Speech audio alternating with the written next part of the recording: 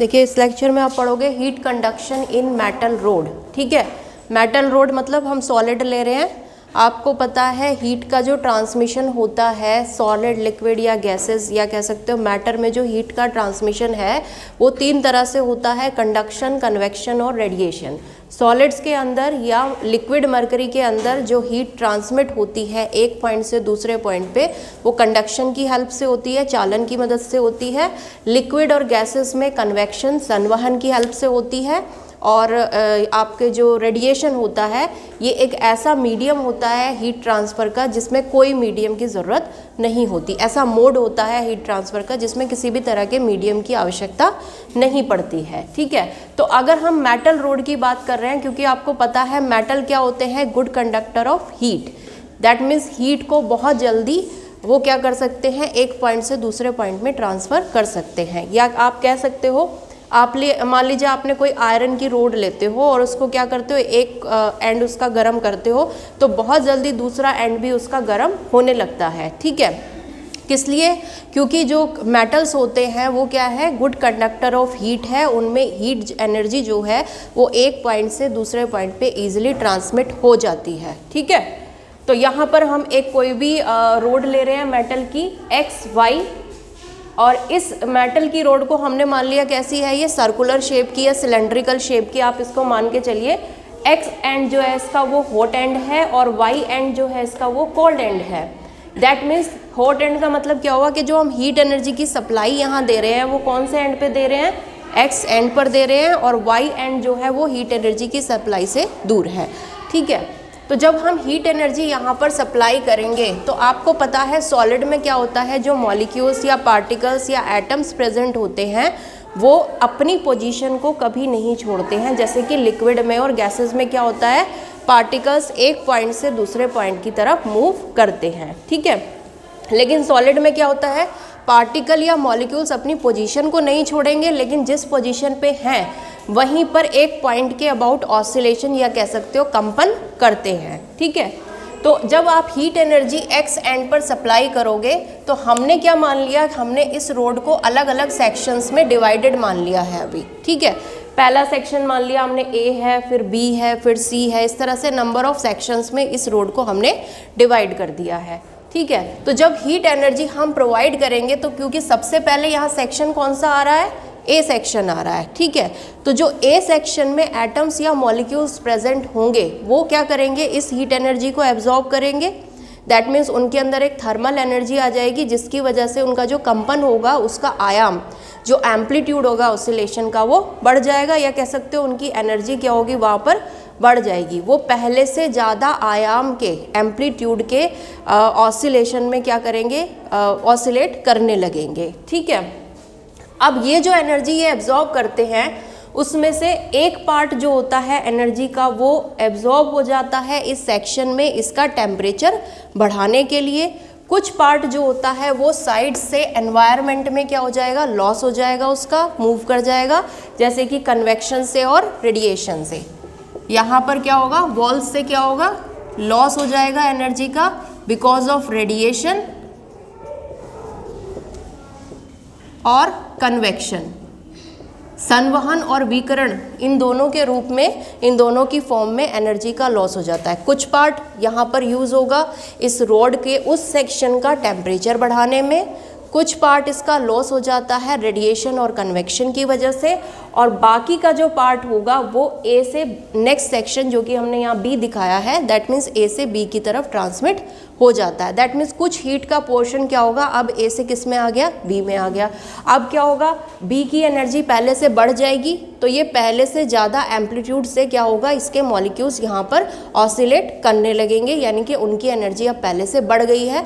तो यहाँ पर भी क्या होगा, कुछ एनर्जी यूज़ होगी इस बी सेक्शन के टेम्परेचर को बढ़ाने में, कुछ एनर्जी का लॉस हो जाएगा यहाँ पे, और कुछ पार्ट इसका बी से सी की तरफ ट्रांसमिट हो जाएगा। दैट मीन्स अगर हीट एनर्जी आप इस तरह से सप्लाई करते रहोगे तो ये जो हीट का ट्रांसमिशन है वो ए से बी, बी से सी और आगे के सेक्शंस में ट्रांसमिट होता रहेगा। ठीक है, ये जो स्टेट होती है इसको हम कहते हैं वेरिएबल स्टेट, परिवर्ती अवस्था।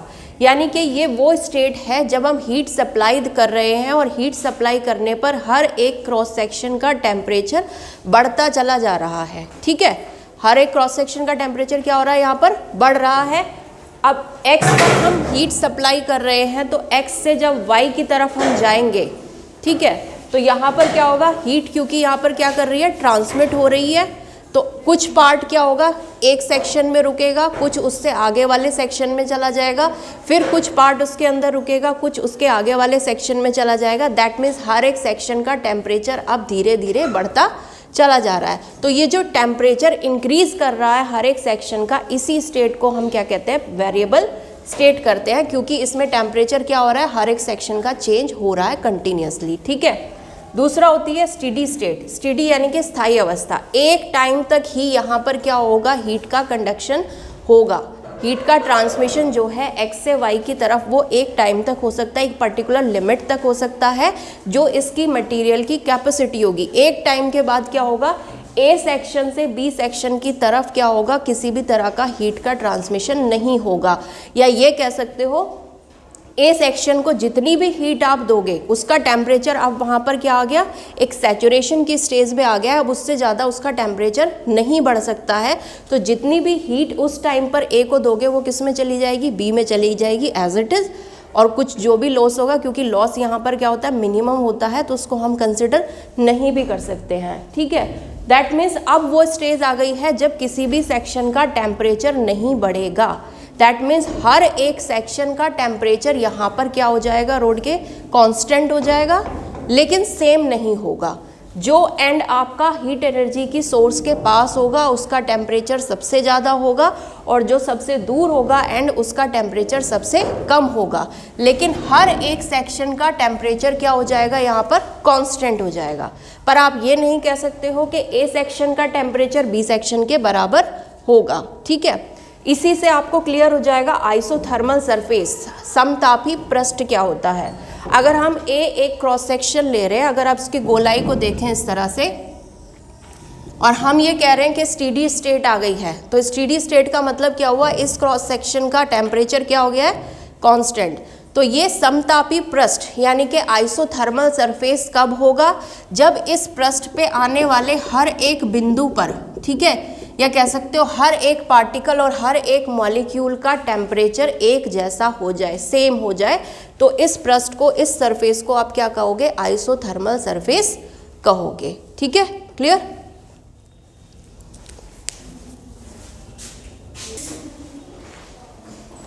अब इसमें आता है कॉफिशिएंट ऑफ थर्मल कंडक्टिविटी। ठीक है, ऊष्मा चालकता गुणांक क्या होता है। हमने वही एक रोड कंसिडर की है जिसकी लेंथ कह सकते हो, या ये कह सकते हो इसके हॉट एंड और कोल्ड एंड के बीच का जो डिस्टेंस है वो डेल्टा x है। इसके हॉट एंड पर जो टेम्परेचर है वो T प्लस डेल्टा T है, और कोल्ड एंड पर जो टेम्परेचर है वो कैपिटल T है।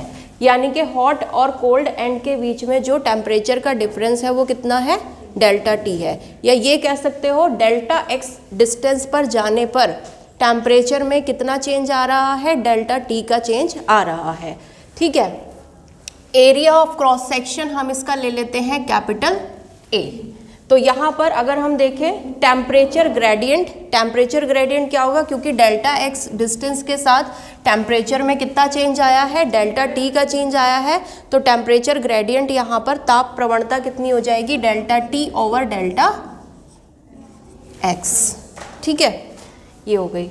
अब रेट ऑफ हीट कंडक्शन अगर हम मान रहे हैं कि टी टाइम में, स्मॉल टी टाइम में यहाँ पर डेल्टा क्यू हीट की सप्लाई की गई है, जिससे कि इस रोड जिसकी लंबाई कितनी है, डेल्टा एक्स है, उसके टेम्परेचर में डेल्टा टी का चेंज आ रहा है। ठीक है, हॉट एंड और कोल्ड एंड के बीच में। तो रेट ऑफ हीट कंडक्शन क्या हो जाएगा आपका, delta Q over T, rate of change of heat. ठीक है, एब्जॉर्ब्ड या सप्लाइड। ठीक है, अब ये इसमें पे क्या मिला कि जो ये आपका रेट था हीट कंडक्शन का, जो यहाँ से x से y की तरफ हीट कंडक्ट हो रही है, इसका जो रेट था वो क्या पाया गया कि जो क्रॉस सेक्शन था इस रोड के उसके डायरेक्टली प्रोपोर्शनल था, और जो आपका टेम्परेचर ग्रेडियंट है delta T over delta x, इसके भी ये क्या था, डायरेक्टली प्रोपोर्शनल था। यानी कि delta Q over T is equals to capital K जो हमने कांस्टेंट ले लिया है into A delta T over delta X। ये फॉर्मूला यहाँ पर निकल कर आया, जहाँ पर K जो है आपका यही क्या होता है, कोफिशिएंट ऑफ थर्मल कंडक्टिविटी ये होता है। ठीक है, अब यहाँ से अगर हम K को डिफाइन करना चाहें तो K को आप क्या लिख सकते हो, delta Q over T upon A delta T over delta X। ठीक है, अगर आपका A यूनिट हो जाए यानी कि 1 इसकी वैल्यू हो जाए और delta T over delta X ये भी क्या हो जाए, 1 हो जाए, यूनिट हो जाए, यानी कि पर यूनिट लेंथ आपका जो टेम्परेचर में चेंज है वो यूनिट केल्विन का आ रहा है, तो यहाँ पर K क्या हो जाएगा आपका delta Q over delta T या स्मॉल t के बराबर हो जाएगा। That means coefficient of thermal conductivity क्या होता है, कोई भी रोड अगर आप ले रहे हो, ठीक है, जिसका क्रॉस सेक्शनल एरिया यूनिट है, तो उसमें उसका वो रेट ऑफ हीट सप्लाई या वो रेट ऑफ हीट कंडक्शन जिसकी वजह से जो वहाँ पर चेंज आ रहा है टेम्परेचर में पर यूनिट लेंथ, या कह सकते हो जिसकी वजह से जो वहाँ पे टेम्परेचर ग्रेडियंट की वैल्यू आ रही है वो कितनी है, यूनिट है, उसको हम क्या कहते हैं, कोफिशिएंट ऑफ थर्मल कंडक्टिविटी कहते हैं। अब यहाँ से अगर हम इसकी यूनिट निकालना चाहें K की तो क्या आएगी, ऐसा ही यूनिट अगर हम देखते हैं तो एनर्जी है, ऊपर हीट एनर्जी तो जूल होती है अपॉन T टाइम तो सेकेंड, तो ऊपर आपका आ जाएगा जूल पर सेकेंड, नीचे एरिया है मीटर स्क्वायर, टेम्परेचर केल्विन में ले लेते हैं और डिस्टेंस आपका मीटर, तो ये आपकी यूनिट क्या आ जाएगी, जूल पर मीटर पर सेकेंड केल्विन के बराबर आ जाएगी। ठीक है, ठीक है, तो इसकी यूनिट क्या आई आपकी, जूल पर मीटर पर सेकेंड केल्विन, और आपको पता है जूल पर सेकेंड क्या होता है, वॉट, तो ये आप लिख सकते हैं वॉट पर मीटर केल्विन, ये इसकी क्या होती है, एसआई यूनिट होती है। अगर K यानी कि कोफिशिएंट ऑफ थर्मल कंडक्टिविटी की वैल्यू किसी मटेरियल के लिए ज़्यादा है तो कंडक्टिविटी ज़्यादा होगी, और अगर K की वैल्यू किसी मटेरियल के लिए कम है तो कंडक्टिविटी कम होगी। क्लियर। अब हीट कंडक्टिविटी की डेली लाइफ में क्या क्या एप्लीकेशंस हैं जो आप लोग देख सकते हो, वो क्या है, जो कुकिंग यूटेंसिल्स होते हैं, जो आपके खाना बनाने वाले बर्तन होते हैं, उनका हैंडल जो होता है बेसिकली ऐसे मटेरियल से बनाया जाता है जो कि हीट कंडक्शन के लिए पुअर होते हैं, यानी कि पुअर कंडक्टर ऑफ हीट, या लकड़ी से, जैसे लकड़ी क्या है, पुअर कंडक्टर है हीट की, तो ताकि उसमें क्या हो, आप ईजिली उसे पकड़ सकें जब खाना बनाएं और आपका हाथ उसमें ना जले। ठीक है। दूसरा, विंटर में आपने देखा होगा जो दरवाजे होते हैं, डोर होते हैं, उनके हैंडल मेटेलिक उसके जब बने होते हैं अगर, तो वो टच करने से ही आपको कोल्डर फील होता है, क्योंकि वो क्या है, गुड कंडक्टर ऑफ हीट हैं। अब क्योंकि बाहर का टेम्परेचर बहुत ज़्यादा होता है तो वो क्या हो जाते हैं, कोल्ड हो जाते हैं, और जब आप उनको टच करते हो तो आपके बॉडी की जो हीट होती है वो आपकी बॉडी से हैंडल की तरफ ट्रांसमिट होती है। ठीक है। नई क्विल्ट जो होती है, आपकी रजाइयाँ जो होती हैं, जो नई बनी हुई होती है, जिसमें आपका जो वूल होता है वो नया होता है, वो कैसी होती है, जो कॉटन उसके अंदर डालते हैं वो बहुत फूला हुआ होता है, यानी कि उसमें अंदर एयर पार्टिकल्स क्या होते हैं, बहुत ज़्यादा होते हैं, और क्योंकि एयर क्या है, बैड कंडक्टर है हीट का, तो आपको क्या होगा, जब आप नए क्विल्ट को ओढ़ेंगे तो जो आपकी बॉडी का वार्मथ है, जो आपकी बॉडी की हॉटनेस है, वो वहाँ से एस्केप नहीं कर पाती है, तो वो हमें क्या लगता है, नई जो रज़ाई होती है पुरानी रज़ाई के कंपैरिजन में ज़्यादा गर्म एहसास देती है। ठीक है।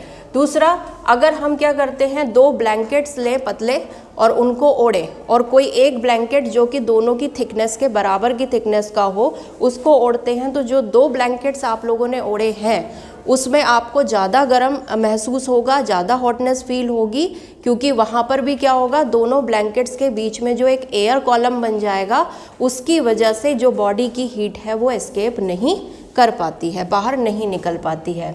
ठीक है। थर्ड, विंटर में क्या होता है, बर्ड्स अपने जो फेदर्स होती है उनको क्या कर लेती हैं, स्वेल कर जाती हैं, फूल जाते हैं उनके।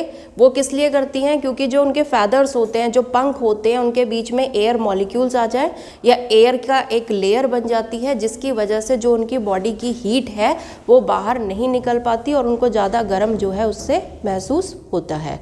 तो ये है आपका क्या, heat conduction, coefficient of heat conductions, और डेली लाइफ में क्या क्या एप्लीकेशंस या क्या क्या आपको कहाँ कहाँ देखने को मिलता है। ठीक है।